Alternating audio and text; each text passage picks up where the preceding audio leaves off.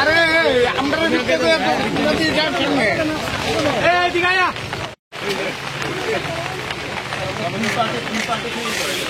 এখান থেকে ব্রিজ পর্যন্ত আমরা এখানে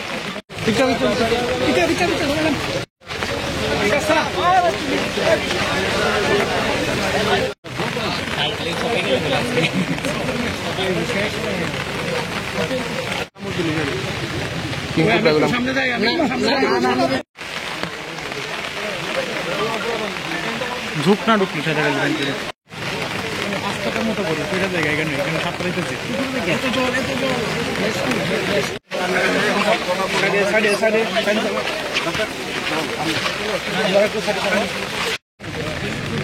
জল লয়ে তুলি আর বিচার জল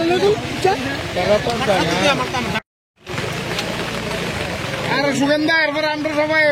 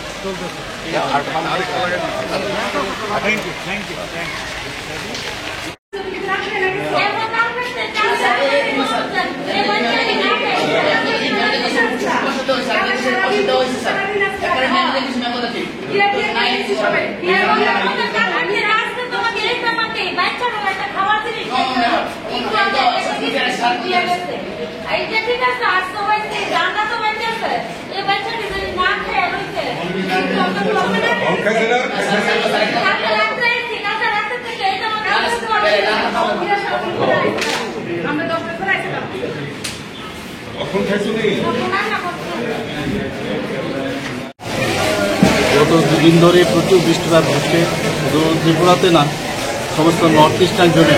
আপনারা দেখেছেন শিলচর আসাম, মানে আসামের শিলচর, তারপর অন্যান্য নর্থ ইস্টের বহু জায়গায় অরুণাচলে প্রচুর বৃষ্টিপাত হচ্ছে।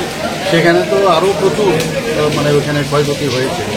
ত্রিপুরাতেও এখানে আজকে আমি এখানে এলাম ওয়েস্ট ডিস্ট্রিক্টে, কালকে এবং আজকে মিলে প্রচুর বৃষ্টিপাত হয়েছে। এবং আমাদের আগরতলা একটা সুবিধা হয়েছে, জল কিন্তু এখানে জমেছিল, কিন্তু দেখা গেছে জলটা কিন্তু সরে গেছে। মানে অর্থাৎ বেশি পরিমাণে বৃষ্টি হয়েছে, কিন্তু জলটা কিন্তু সরে যাওয়াতে একটা প্রমাণ হয়েছে যে জলের রাস্তা বেরিয়ে যাওয়ার রাস্তা কিন্তু ঠিক আছে। এটা নিয়ে অনেকে অনেক কথা বলছে, এখন অব্দি এটা আমরা বুঝতে পারলাম যে না, আমাদের কিন্তু একটা সন্দেহ হয়েছিল যে এত জল কী করে জমে। দেখা গেল কিছুক্ষণ বাদেই জলটা কিন্তু বেরিয়ে গেল। তো এখন আজকে এলাম আমরা শ্রীলঙ্কা বস্তিতে গেছি, আরও কয়েকটা জায়গায় যাবো, প্রতাপপুর হয়ে যাবো, আমার বিধানসভার মধ্যেও কয়েকটা জায়গা আছে, সেখানেও আমরা যাব। বিভিন্ন জায়গায় এখন পর্যন্ত প্রায় 24 থেকে 25টার মতো আমার সেটার খবর আছে। এখানে বিভিন্ন স্কুলে তাদের থাকার ব্যবস্থা করা হয়েছে, খাওয়া দাওয়ার ব্যবস্থা করা হয়েছে। মেডিকেল টিমকেও আমি বলেছি নিয়মিত যাতে এখানে আসে, পরীক্ষা নিরীক্ষা করে হেলথে যাতে অসুবিধা না হয়, স্যানিটারির ব্যবস্থাও যাতে ঠিক থাকে সেইভাবে নির্দেশ দিয়েছি। এবং আমাদের ডিজাস্টার ম্যানেজমেন্ট, এসডিআরএফ, এনডিআরএফ এরাও কিন্তু এবং ভলেন্টিয়ার আপদা মিত্র যারা, ওরাও কিন্তু। তো সব মিলে আমরা তো এই ধরনের দুর্যোগপূর্ণ অবস্থার মধ্যে আমরা সবসময় আমরা জানি এই অবস্থার মধ্যে আমরা কতটুকু রেডি আছি, এটা সবচেয়ে বেশি ইম্পর্টেন্ট।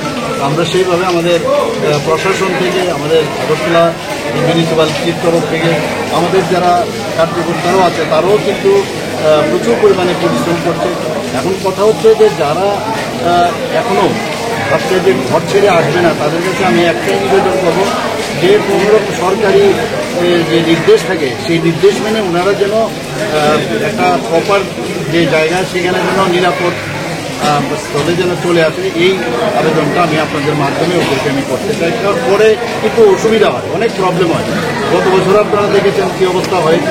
আমি একটা আবেদন রাখবো, যারা এখনও মাইকিং করছে বিভিন্ন জায়গায়, তারা যেন চলে আসে এবং এটা মানে প্রপার আশ্রয়স্থল যেটা নিরাপদ স্থানে চলে আসে। পশ্চিম জেলাতে কয়টা শিবির এবং কতজন শিবির আশ্রিত আছে? অনেক জায়গায় আমার একটু বললাম একটু আগে প্রায় 24 থেকে 25টার মতো হয়তো আরও বেশি হতে পারে। তো সেই জায়গার মধ্যে এখন অব্দি শিবির করা হয়।